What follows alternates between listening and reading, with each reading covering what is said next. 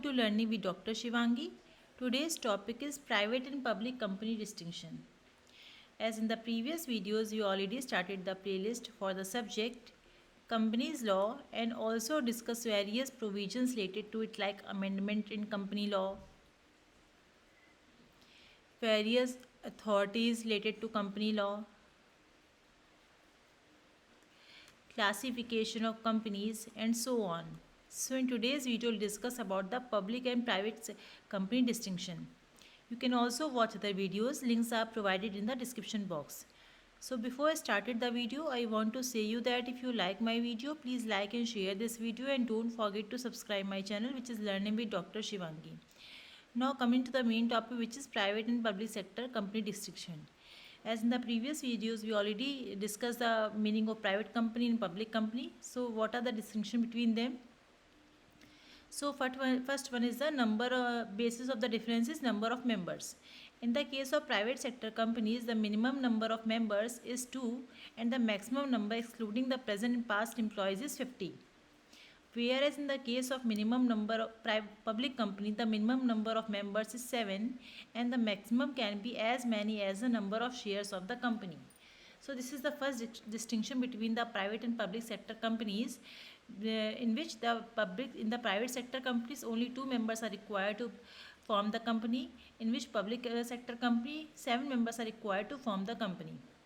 The second difference is that on the basis of minimum paid up capital, it is essential to have rupees 1 lakh paid up capital for a private company to be incorporated, whereas in the public sector company, it is essential to have a minimum of rupees 5 lakh paid up capital.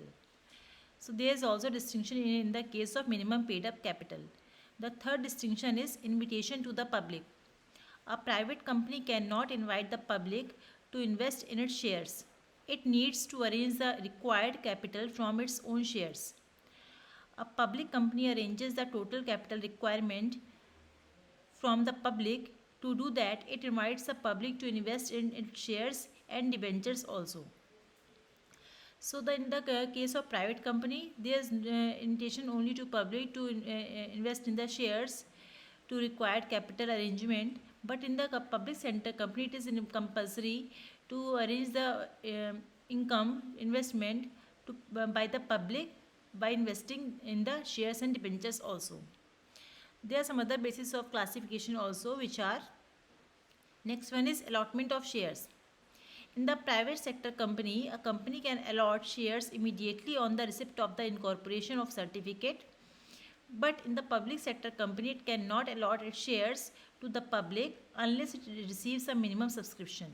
So for allotment of shares, the public company required the minimum subscription, minimum paid up capital, which is 5 lakh rupees. But in the private sector company, it is not required. The other classification is further issue of shares capital. This is not essential for a private company to offer new shares firstly to existing shareholders. After the issue of new share capital, the public company has to announce the proposal of new shares to present shareholders also. So it is not compulsory in the private company to offer new shares firstly to existing shareholder, but it is required in the public sector companies. The next basis is commencement of business. A private company can commence its business immediately on the receipt of certificate of incorporation, whereas a public company cannot commence its business as long as it does not get an official letter to commencement to do so. So for the commencement of business, there is also difference between them. Private company just start their business after the incorporation certificate receipt. The other differences are, first is on the basis of issue of prospectus. A private company cannot issue a prospectus or a statement in lieu of a prospectus, but it is mandatory for a public company to issue a prospectus. In the absence of the prospectus, it is necessary to issue a prospectus. The next difference is that statutory meeting. It is not necessary for the private company to call a statutory meeting, but in a public company, it is obligated by law to call a statutory meeting within 6 months of getting the certificate of commencement of business and submit a report to same. So statutory meeting is not required in the case of private sector company, which is required in the public sector company. The other difference is transfer of shares. The transfer of shares, if any, is restricted to specified limitations in the private sector companies. But in the public sector companies, the transfer of share is not restricted and is at the will of shareholders. So the transfer of shares is restricted or prohibited in the case of private sector company, which is not prohibited in the case of public sector companies. There are some other differences between them also. The next one is the perception of preparation of articles. In the case of private sector companies, preparation of activities is mandatory for a private company. But in a public sector companies, preparation of articles is not compulsory in a public company.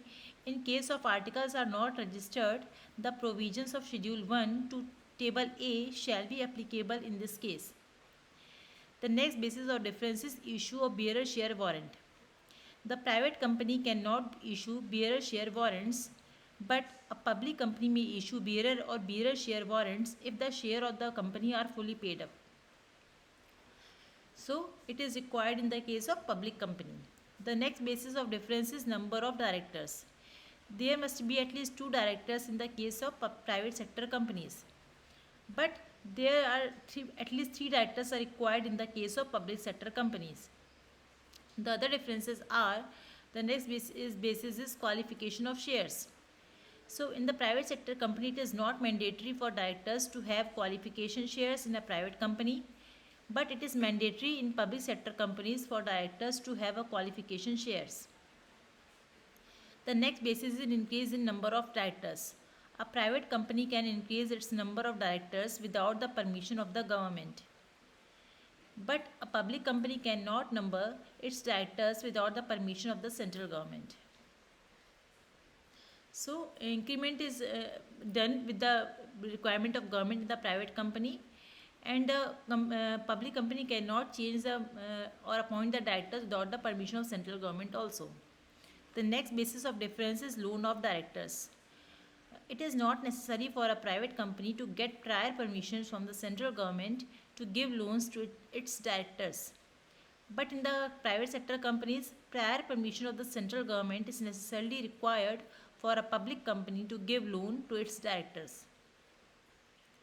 So this permission of Government of India is required in the case of public sector company in all the issues. There are some other differences also. Next is basis is retirement by rotation. So in the private sector company, it is not required by law for the directors of a private company to retire by rotation.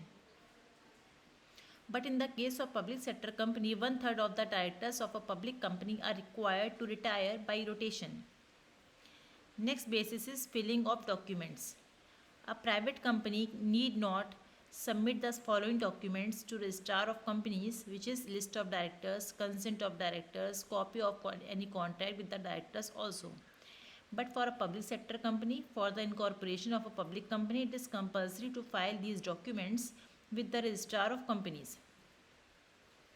The next is use of words limited. It is compulsory to use the words private limited at the end of company's name in the private sector companies.